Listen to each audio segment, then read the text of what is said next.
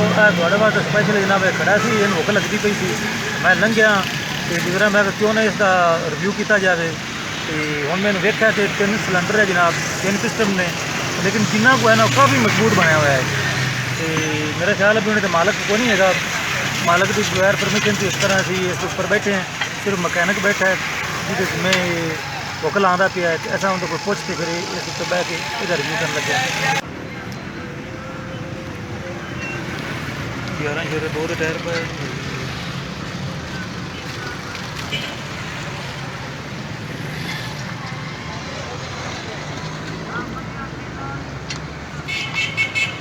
अपने पाकिस्तानी ट्रैक्टर नाल दिन का डैशबोर्ड चंगा है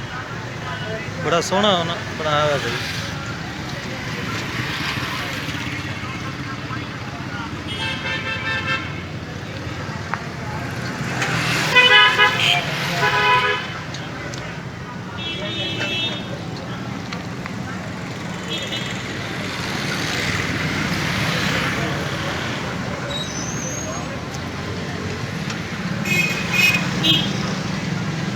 SNH 304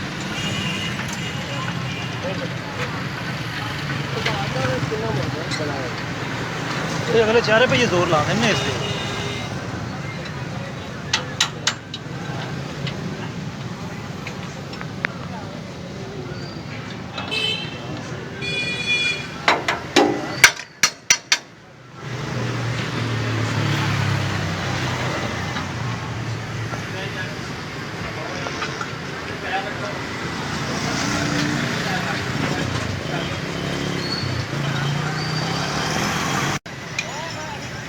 अस्सलाम वालेकुम दोस्तों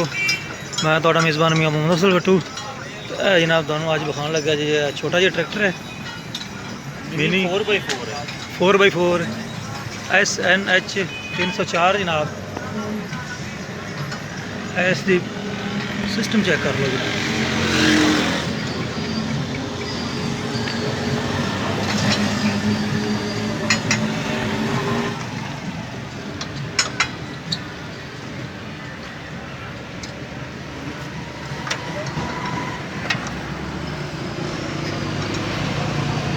पावर स्टीयरिंग दोस्तों तो ये पावर लगे हुआ लोहा बड़ा मजबूत है छोटा जी इसका डैशबोर्ड देख लो डैशबोर्ड है जी पाकिस्तानी ट्रैक्टर नहीं है जिस तरह की इसका डैशबोर्ड है इंपोर्टेड ट्रैक्टर का छोटा जी मरगाड़ टायरों का साइज चेक करो दोस्तों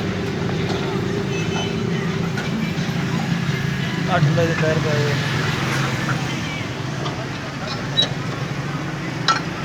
PPO सिस्टम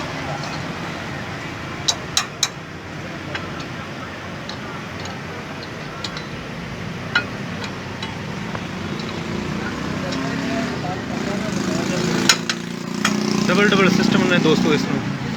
4 गेयर अगे तो बैक 5 गेयर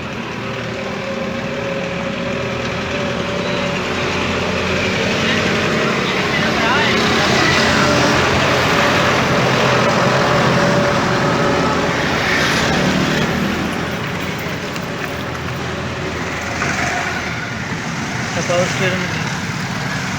दोस्तों ये 3 सिलेंडर गड्डी है जनाब देख सकते जी 3 सिलेंडर 3 पिस्टन ने इसके चक्कर कितने मजबूत लोहा है लोहा देख सकते जनाब बहुत ही मजबूत है पाकिस्तानी है ही नहीं बाहर का है ना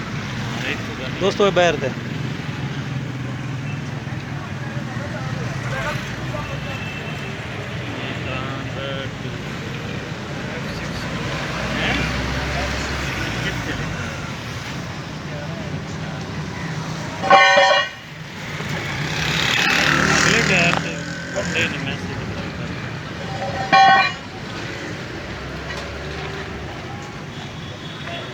दोस्तों जिन्ना मजबूत है इन्ना पाकिस्तान के जोड़े ट्रैक्टर ना वो घाट ही मजबूत ने ये मरगाड़ वेख लो बहुत ही वधिया ते बड़ी मोटी चादर लगी मरगाड़ा नूं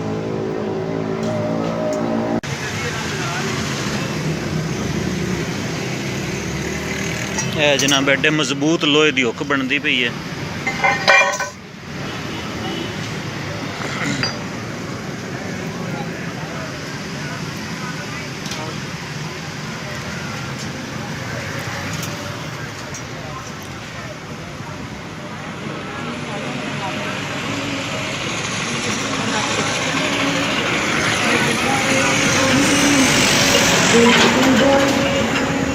ਤੁਹਾਡੇ ਜੱਜ ਸਾਹਿਬ ਤੁਹਾਡਾ ਮੇਜ਼ਬਾਨੀ ਹੈ ਮੁਹੰਮਦ ਫਜ਼ਲ। ਅੱਲਾਹ ਹਾਫਿਜ਼। ਪਾਕਿस्तान